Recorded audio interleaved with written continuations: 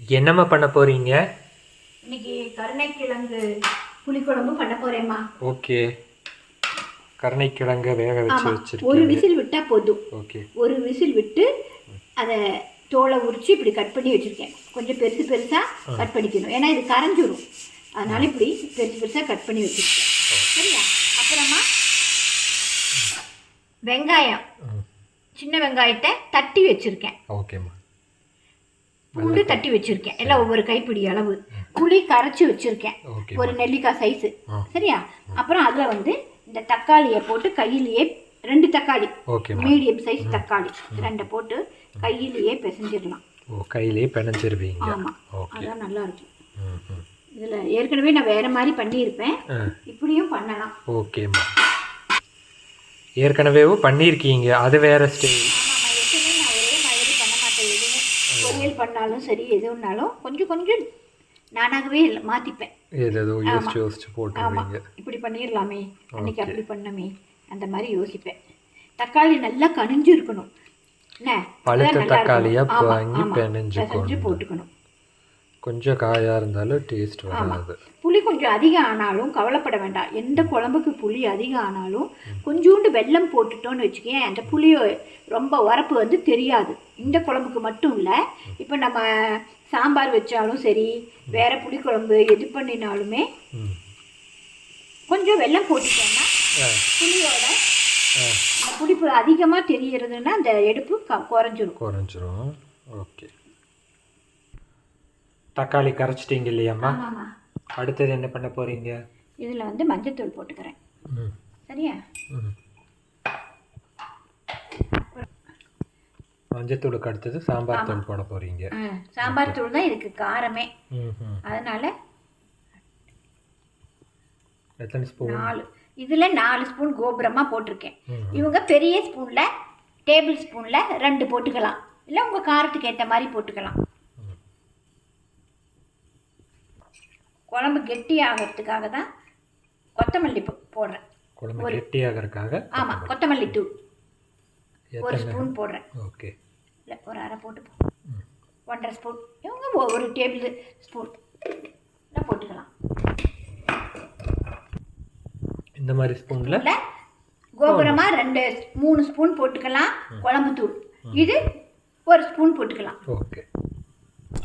தக்காளி கரைச்சி வச்சுட்டு வடச்சட்டி வச்சு எண்ணெய் போட்டு கடுகு போட்டிருக்கீங்களா? ஆமாம்மா. அப்புறம் மிளகு கொஞ்சம் போட்டுக்கிறேன். ஓகேம்மா. ஒரு அரை டீஸ்பூன். அப்புறம் வெந்தயம், அதுவும் அரை டீஸ்பூன். அப்புறம் சீரகம் கொஞ்சமாக. ஓகே. ஒரு 1/4 டீஸ்பூன். இதெல்லாம் நல்லா அதெல்லாம் பொரியணும்னு இல்லை, அப்படியே போடலாம். அப்புறம் வெங்காயம் தட்டி வச்சது, வெங்காயம், பூண்டு. எண்ணெய் நிறைய ஊற்றிக்கிட்டாங்க டேஸ்ட். புளிக்குழம்புக்கெல்லாம் எண்ணெய் கொஞ்சம் நிறைய விடணும். ஓகே. சைடு கேப்பில் நான் வரக்குள்ள கருவேப்பிலை போட்டிங்களா? இப்போ அடுத்தது இது இந்த கரைச்சி வச்சு இல்லை, இந்த கருணைக்கிழங்க போட்டு ஒரு வதக்கிட்டோம். கருணைக்கிழங்கு போட்டு ஒரு வதக்கிட்டோம். இதை கரைச்சி வச்சுட்டீங்கன்னா ஊற்றி. ஈஸியான குழம்பு. ஆமாம், ரொம்ப ஈஸியாகவும் இருக்கும், டேஸ்டி. இந்த கருணைக்கிழங்கு வந்து நமக்கு இந்த பைல்ஸ் வருது சொல்கிறாங்களா, அதுக்கெல்லாம் இதை சாப்பிடலாம், ரொம்ப நல்லது. Okay okay okay okay. வந்தவங்களுக்கா இல்லை வராமல் தடுத்துரும் இல்லையா? வராமையும் தடுக்கும், நம்ம அவங்களும் இதை சாப்பிடுவாங்க.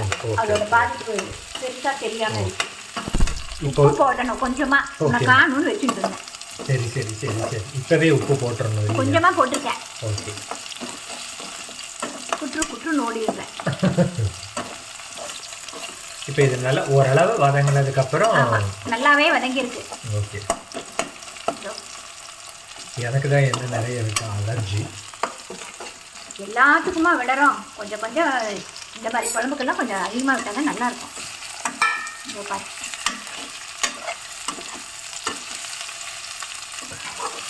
இப்போ இதை விட்டு நல்லா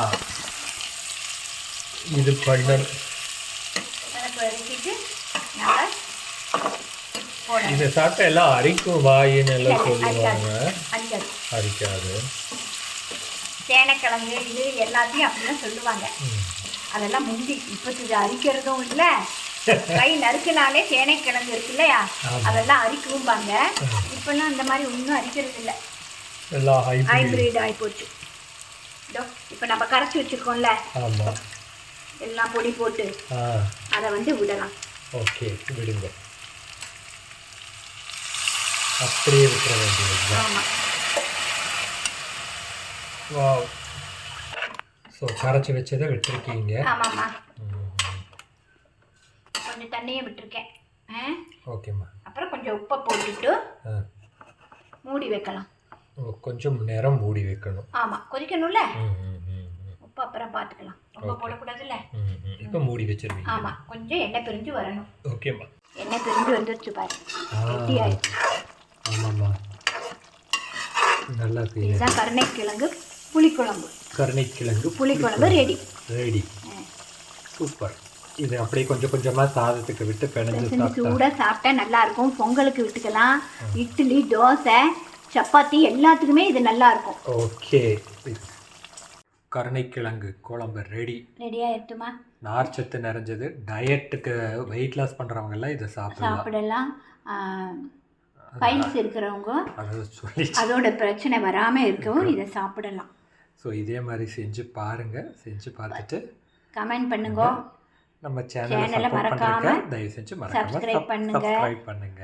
நீ வீடியோ போட மாட்டேன்னு சொன்னேன்ல, இப்போ ஏன் போடுற? யார் சொன்னா? அபிராமிங்கிறவங்க அதான் சொன்னாங்க. அவங்களோட மோட்டிவேஷன்ல தான் இப்போ வீடியோ போடுறோம். அவங்களுக்கு ரொம்ப தேங்க்ஸ். தேங்க்யூ அபிராமி. இன்னொரு வீடியோவில் பார்க்கலாம். அபிராமி மேம், இன்னொரு வீடியோவில் பார்க்கலாம். பை.